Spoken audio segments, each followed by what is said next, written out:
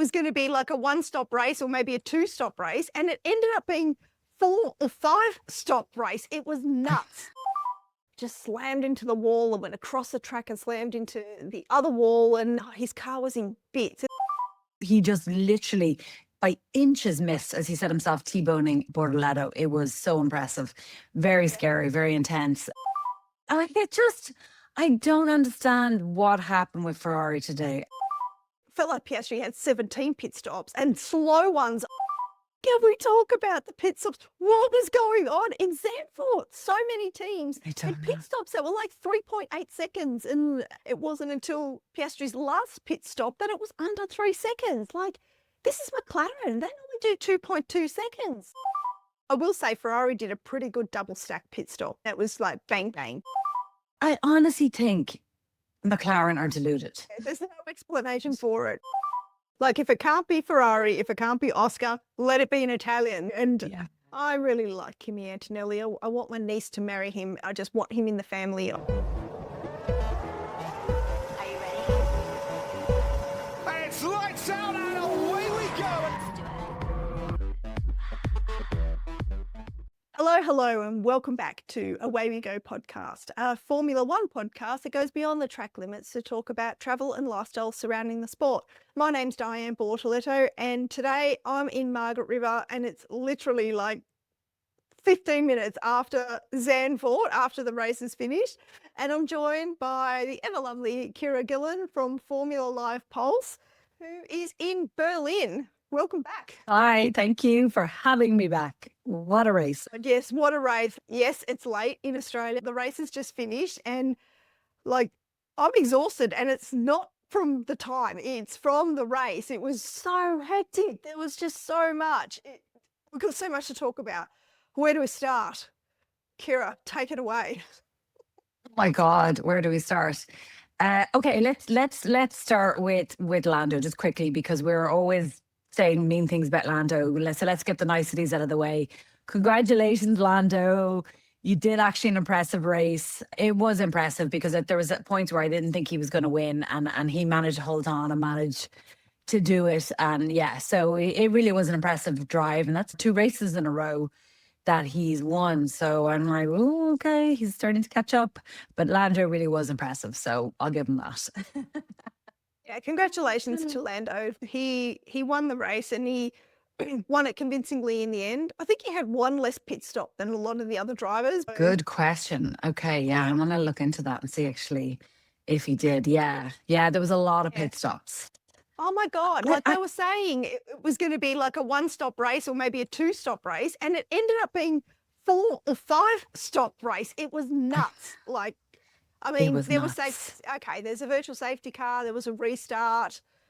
Oh, Max Verstappen crashed out on the first lap, a big shunt, a big hit where he hit a wet part of the track and just slammed into the wall and went across the track and slammed into the other wall, and his car was in bits. It's lucky he wasn't hurt, actually. It was a big hit. And then Gabriel Bortoleto right behind him has spun around and did the 360. Massive plume of a thick white wall of smoke, and his teammate Nico Hulkenberg, oh my God, there were centimetres between them. Like, how Nico avoided that, I can't even.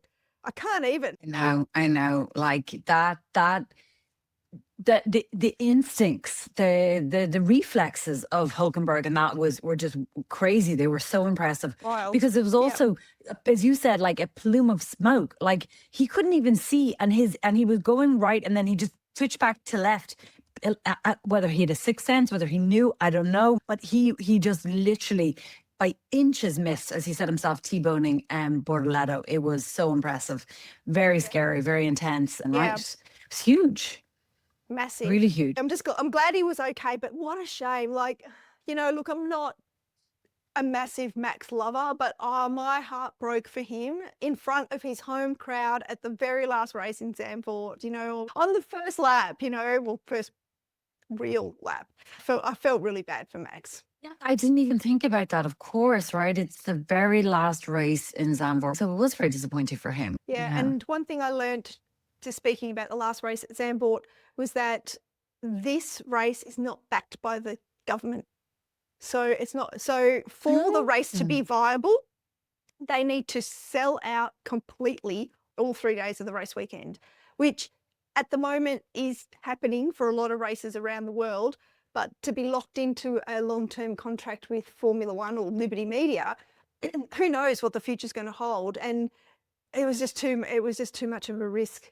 The reports that I read. So it was Zandvoort that backed out and said, we don't want to renew.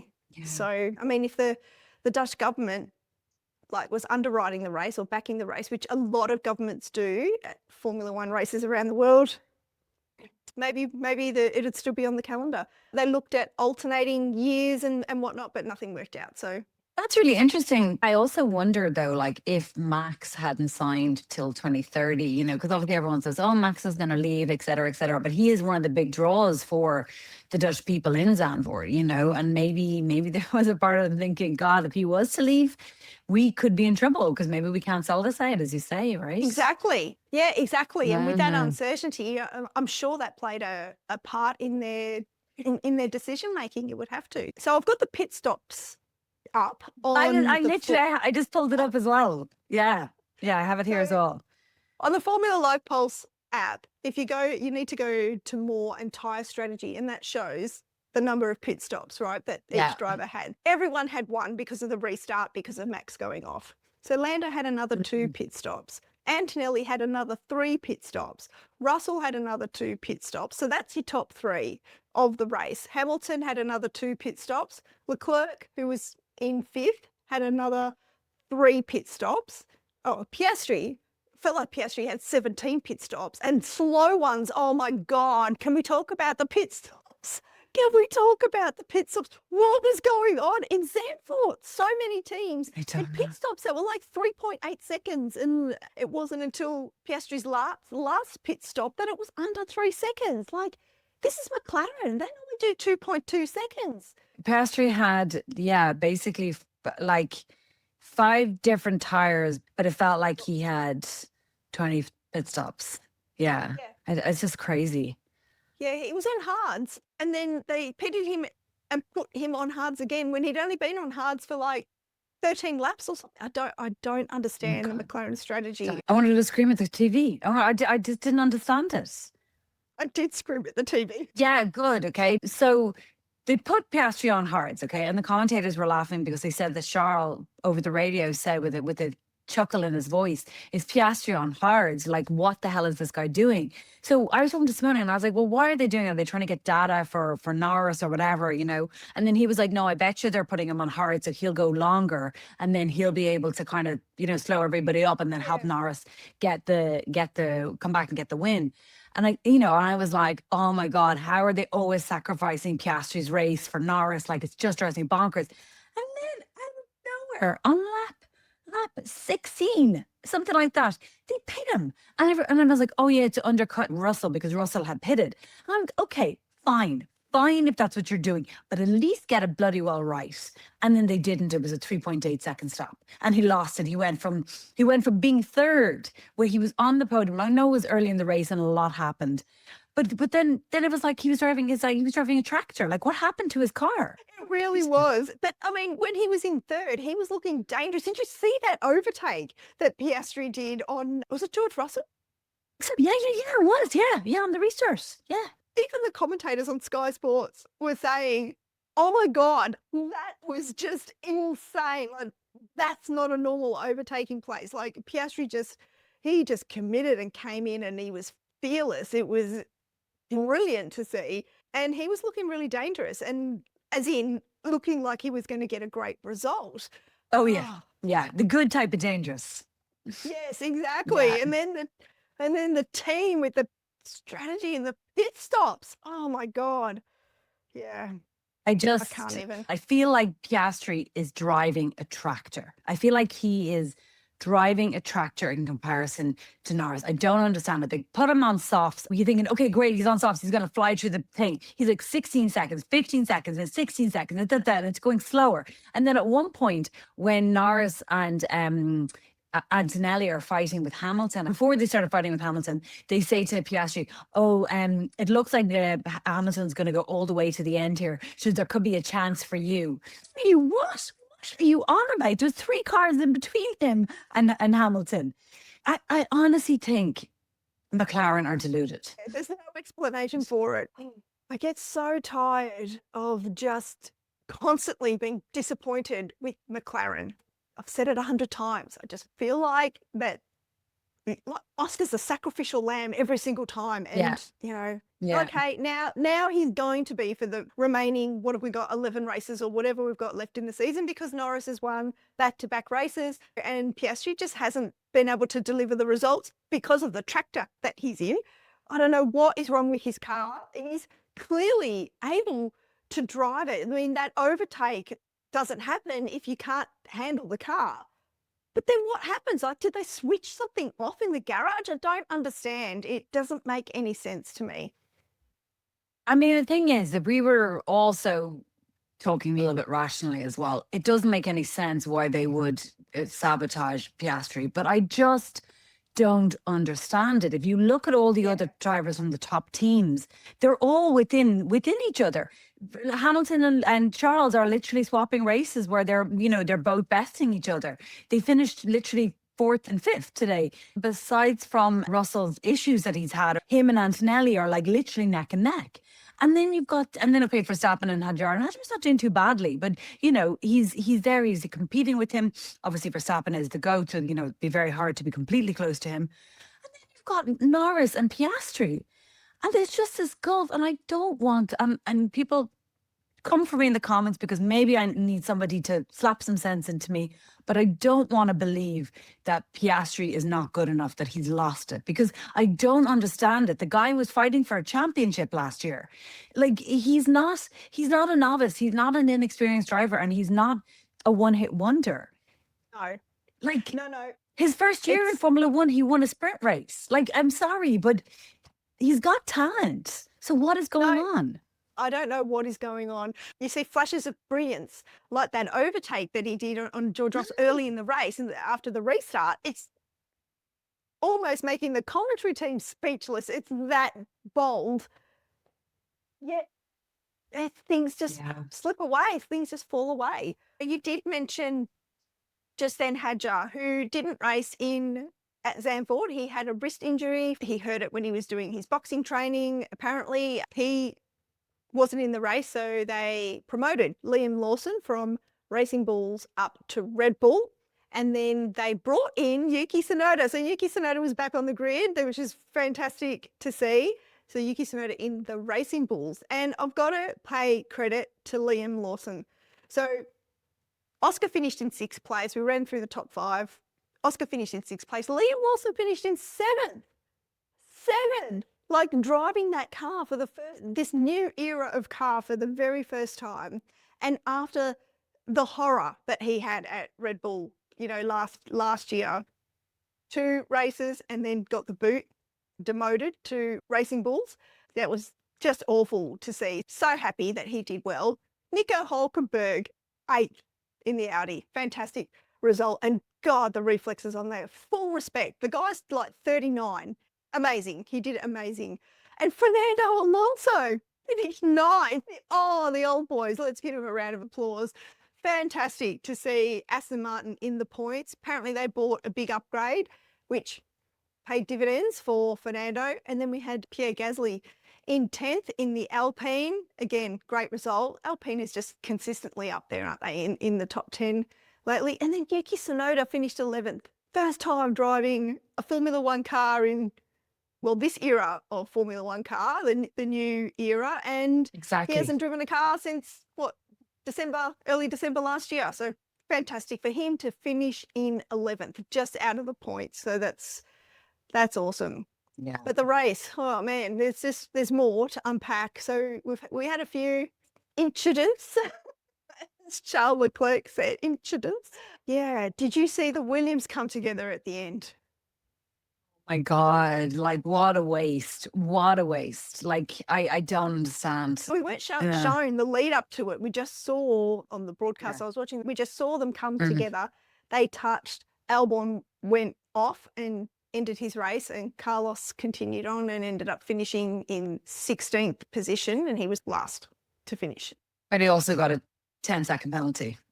Yeah, for causing a collision, which I wish we'd had seen what actually happened there, and why are those two coming together and racing aggressively? I thought they were kind of mates. They live in the same apartment building, like across the corridor from each other. They've both re-signed with Williams. Is Alex upset he's only got a 1-year deal and Carlos has got a multi-year deal? Is Carlos on heaps more money? I don't know. Look, I am no expert, but it looked to me like Carlos lost grip and slid into Alex. Like it looked like it definitely was Carlos's fault. Without a doubt, it was Carlos's fault. But it just looked like it was one of those things where they were, I don't know, and maybe other people would say, no, Carlos was being aggressive and he, but he just looked like he just couldn't control the car and then just went into him. But he was still holding up the rest of the pack. He is without a doubt driving a tractor, him and Albon.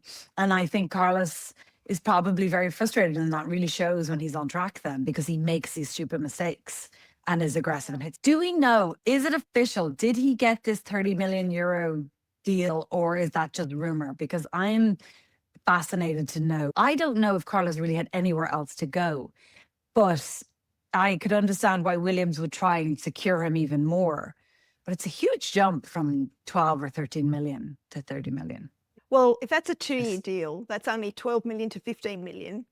I suppose, if you're talking about a multi-year deal. They don't tell us how long the contracts are with drivers anymore. They used to say a 2-year deal or a 4-year deal. Sometimes they do, sometimes they don't. Like, we don't know how long McLaren have got Lando and Oscar for. It's a multi-year deal. We know how long Red Bull have got Max for. They've got Max till 2030, which is brilliant.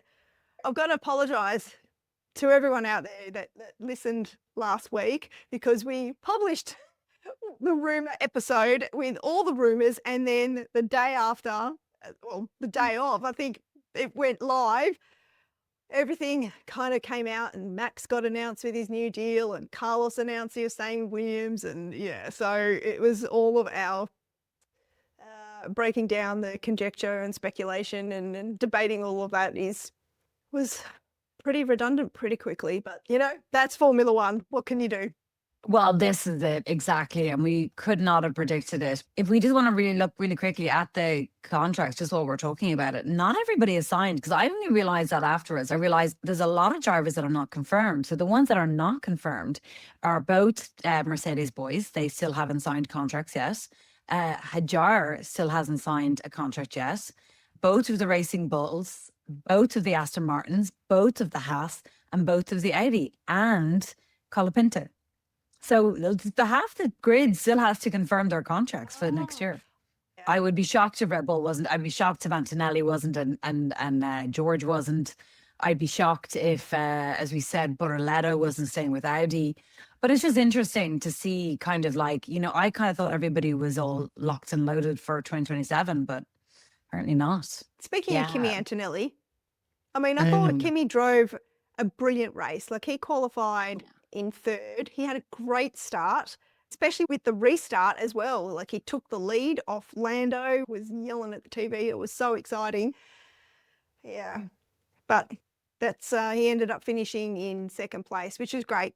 Great for him, but he just couldn't catch Lando. And then Mercedes gave team orders and made George and Kimi swap, because George was in 2nd place. And then I was confused about that, because there was 11 seconds between Lando Norris and George Russell. Kimi finished 11.53 seconds behind Lando Norris, so he didn't catch him. Are they protecting Kimi's title fight? I don't know why they did that. I was shocked as well. I thought they would let them battle it out, and I think Kimi would have taken Russell no problem, though Hamilton struggled, but I do think Kimi would have taken him. Yeah. I heard Russell going, is he going for the win? Like, is he, what's happening here? Yeah, I'm quite surprised. I'm actually really quite surprised. I still think it's achievable for Russell. Were they worried about Hamilton? That Hamilton was going to come and then they might lose both of them? When that happened, when they made the team order to swap, George said, "We've just lost a double podium here, mate." He said to his race engineer, as in, Lewis is going to pass me. So George had the older tyres at that point, and Kimi had fresher tyres. And maybe they did that to not waste their tyres battling it out. I don't know. But the difference in the driver standings, so Kimi still leads the driver standings, of course. So he's on 242 points, and George Russell is second on 183 points. So that's 59 points difference. Maths. Lewis is on 183 points as well. And then Lando is fourth on 159 points. Lando is 83 points behind Kimi. I know, it's a tough ask. It's a tough ask. 11 races to go. Yeah. Lando sounds like, you know, what he said on the team radio after winning the race. He sounds like he's thinking that there could be a chance at another title. I mean, the upgrades that McLaren bought this weekend were, I mean, the car was looking impressive. Well, his car was looking impressive. Oscar's was looking impressive to start with, like we said. Lando has won several of the races that are to come, in the sense of like he's experienced with them. He knows how to win them. He's won the Dutch Grand Prix. I actually had him on my podium as to win it, because I had a feeling about him. I put Kimi as the way I did it. I put Kimi as the ultimate winner, but then I had Lando on my podium. I can't even say the words. It would upset me very much if Lando came back to win this title. It really would. Would not be enjoying that either. No, definitely not. We need an Italian, we need Kimi to win, or a Ferrari to win. We need Kimi to win. Or Lewis. I think Lewis is a long shot, but I mean, as much of a long shot as George Russell is, the Ferrari car is not looking terrible. I just don't understand Ferrari. No one does. Right? I don't understand what happened with Ferrari today. Then Charles nearly takes out the back of Hamilton at the end. And I'm like, what are you doing, Charles? For one place. What are you doing? And then they're shouting at each other because Lewis is like, I'm faster, but he's on like 20-year-old tires. And so then they end up pitting Leclerc. Leclerc doesn't want to pit, and I don't think he understands that he's losing time. And so then they eventually pit him. And then Lewis is on the radio going, well, thanks for wasting time here. I mean, it's very entertaining for us to hear this back and forth and the complaining. But it's just, as a Ferrari fan, it is very hard to watch. It is very hard to watch. Yeah, it's painful. It came down to strategy and pit stops, and, you know, like, okay, Hamilton started fifth and ended fourth. Okay, so he gained a place, you know. I'm just curious about the end where he was on the hards. He was on 22-year-old laps or tires. And then the two boys came, they definitely were going to take him. He was like, are you, what did he call? He said something like, are you guinea pigging me? Am I a guinea pig out here? Because he was being, you know, destroyed. And then the VSC comes and they're like, okay, we pit you. But then George doesn't pit. And George had the same length of tires, same age tires that Hamilton then had. And George still keeps third. And Hamilton on fresher tires couldn't get past him. The tires just didn't seem to last very well at Zandvoort on the track. I mean, the track temperature was 35 degrees or something. So it wasn't as hot as what it's been in like plenty of other races. Yeah, but did you notice though, and again, like this, like, tell us in the comments, but the more technical people among you, but like, did you notice though that when Kimi changed his tires, like, okay, he was struggling on those hards and then the VSC came perfect, he changed his tires and he got his speed back up. When Norris changed his tires earlier, he got his speed back up. Well, Norris was flying actually really throughout the whole race. But like when Ferrari changed their tires or when Piastri changed his tires, it made no difference. They didn't seem to have any kind of like gain or on it. Advantage. Yeah, any advantage. It never felt like Ferrari were driving with fresh tires. At one point, at the very end, when they changed both Hamilton's tires and Leclerc's tires, Hamilton went on 7-lap-old tires, softs, and Leclerc went on fresh softs. Why they kept that till the end, I do not know. But anyway, and then Leclerc didn't really have the pace until that very last lap. So it's like it took them ages for those tires to either not even just warm them up, but just to kick them in. You know what I mean? And then they come to life. And I don't know, it must be the car as well, right? Because yeah, it's frustrating. Yes, entertaining for us listening to the team radio because Hamilton doesn't really hold back. And I love that guinea pig comment. Like, are you bringing me in or what? I mean, I will say Ferrari did a pretty good double stack pit stop. That looked pretty good. And that was like bang, bang, both of them, one after the other.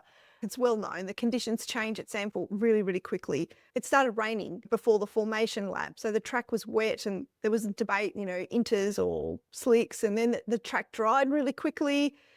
They did an extra formation lap because Ollie Behrman, his car just stopped. His engine just stopped. So Ollie Behrman was a DNF. Max, we've talked about, DNF. Lance Stroll, DNF on lap 45. I didn't hear what happened to him. I don't think he got any airtime at all on the broadcast. Esteban Ocon, he DNF'd as well. Again, his car just stopped. It wasn't an accident. Valtteri Bottas, I don't know what happened to him, didn't hear, but he DNF'd. And then Alex Albon, as we talked about, when he had the coming together with Carlos Sainz towards the end on lap 66. So it was a 72-lap race, 4.259 kilometre circuit. Second shortest circuit on the calendar after Monaco. And the last time it's going to be held there in the Netherlands, which is really sad. The Dutch fans are just, look, at every major sporting event, if the Netherlands are represented, they're the fans I want to be around if I can't be around Australians, because they just know how to party. They always have great music. Everyone's dressed in orange. Everyone's always having a great time. And you could just see in the grandstands, people are just dancing in their seats. I felt so sorry for them when Max crashed out, like all those fans there. It was a sprint weekend as well. We haven't even talked about the sprint. So Liam Lawson and Yuki Tsunoda, both in brand new cars this weekend for them, they got one practice, like one free practice, and then straight into sprint qualifying and straight into the sprint race. Sprint qualifying, quickly running through that, George Russell qualified on pole, Lando in second, Charles in third, Oscar in fourth, Kimi in fifth. Not a great qualifying for him. Max in sixth, Lewis in seventh, Pierre Gasly in eighth. And then the results, I thought the sprint was it didn't nearly have the action or the vibe of the main race. It was pretty, I found it a bit dull. 100%. Yeah. I thought the main race was going to be dull as well because no one can overtake, but it was quite entertaining. No. But what I gotta give shout out to is actually a Norris move when it was Hamilton, Antonelli, and Norris like moved in above Antonelli. Like it was such a clean, confident move. I was well impressed. So, Yeah. as much as I give out about Norris, you can definitely see his confidence has grown, and God forbid it would happen that he might get a second championship. But yeah, there's confidence happening there that I wouldn't have pegged last year or even the year before. It was a good move. It's a very good move. Yeah, it was. There was loads of overtakes, way more overtakes in the main race than what we were expecting. A couple of good ones in the sprint race as well. George Russell won the sprint race. He was very happy. He came into the weekend looking really relaxed, really happy. Like, he was getting congratulations from everyone after getting engaged during the summer break. And he wasn't even miffed at the post-race interviews for the main race when the question about swapping positions with Kimi came up. And he was like, well, Kimi deserved it. He was ahead of me anyway. And, he probably would have passed me eventually. So I think it was the right decision. I was so surprised. He seemed really chilled about it. Well, at least he didn't lose third. I wonder what he would have said if he'd lost third to Hamilton. I think because he got his podium, I'm sure he probably was more chilled about it. No, in fairness, I'm always very harsh on George. He's actually a nice guy, and I think he's fairly, like, as you say, decent. It's an expected response from him, right? I think at the end of the day, I think he's right. Kimi was faster than him this weekend. Kimi took the lead, took second from him at the start, and was just quicker than him all weekend. And he's right, Kimi would have taken that second place. He definitely would have. I don't think he would have been able to defend against an equal Mercedes with better tires. If I'm being cynical, and hey, I'm going to be cynical. And I think if he'd lost third to Hamilton, he would have been a little bit trickier in his response. Or maybe he would have still been diplomatic and been having words afterwards. I think having Norris showing his head now and showing his pace is good for Russell. Because all he needs is Kimi to DNF in a couple of races. I don't So want that to that's happen not- either. Like, if it can't be Ferrari, if it can't be Oscar, let it be an Italian. And Yeah. I really like Kimi Antonelli. I want my niece to marry him. I just want him in the family. I just, I don't know how I'm going to set that up, but that's my wish. Yeah. So quickly, just running through the sprint results. George Russell finished on top, so he took the sprint win. Charles Leclerc in Ferrari finished in second. Lando Norris rounded out the podium in third. Kimi Antonelli finished the sprint in fourth. Oscar Piastri in fifth. Max Verstappen finished in sixth. What a terrible weekend for him. Lewis Hamilton in seventh and Pierre Gasly in eighth. So that's the points for the sprint race, which was, pretty dull. Just want to finish off with Oscar, with my thought on Oscar is that I've said this before, but I feel like it really worth repeating. Oscar needs to either start thinking like a champion and start demanding stuff, or he needs somebody in his corner. And we talked briefly before, maybe we didn't talk on air about Mark Webber and what role Mark Webber plays in his corner. But like, it is becoming more and more apparent that decisions are made with Oscar during a race, and it's questionable whether they're the right decision. Now, obviously, we don't know the data, we don't know, what has been discussed beforehand, but more and more, it feels like Oscar is the one who's sacrificed for the data, for the strategy, for whatever's going on. That's all fine, but it will be interesting to see, as you say, like, is he resigning himself to being number two in that team? And if he is who's he got in his corner to help him make sure that that's not happening? I just feel like there's something missing with Oscar, and he's obviously a bit off form as well. And he needs to find his way back, Could be, Mark's not there at the races this year, as we talked about in a previous episode. His manager, Mark Webber. So apparently Mark Webber and McLaren had words last year, a bit of a falling out, and Mark was banned, if you like, not welcome into the That's what I heard, the McLaren garage, hospitality area, etc. at races. At the start of the season, they did make an announcement, as in Oscar and Mark made an announcement that Mark wouldn't be attending races, but he would still be Oscar's manager. Maybe that's had an effect.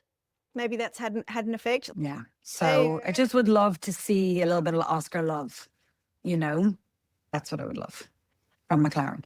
I think everyone on this side of the pond would love to see that as well. So, yeah. Yeah. Oh, well, we've got a non-race weekend next weekend, and then Bolza. And for the love of God, I really, really, really want a Ferrari driver to win Monza.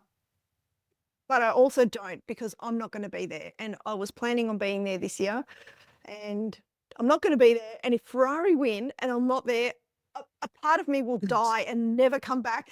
So when Charles won in 2024, just the sea of tifosi,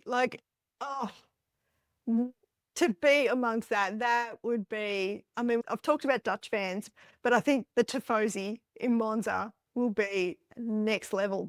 We still haven't heard anything about Imola, have we? No. The last two races are still, they're still on the calendar, but the situation with the war hasn't changed. So we don't know what's happening yet. We'll just have to stay tuned. Well, guys, I hope you recover from Zandvoort. I'm certainly going to have a nice big long sleep now. It was a hectic race and exhausting, but very exciting and awesome to see so much action on the track. Yes, I really enjoyed it. So we would love to hear all your opinions. Do you agree? Do you disagree? Is Ciara right? Probably. If you don't agree with her, or even if you do agree with her, we'd love to hear your thoughts. We really like having respectful debate on social media, whether it's on YouTube or Instagram. Give us a like, give us a follow. Please subscribe. Hello, if you're watching on YouTube, it really does help this little channel get in front of more people. Thanks very much for listening. Until next week, and until lights out.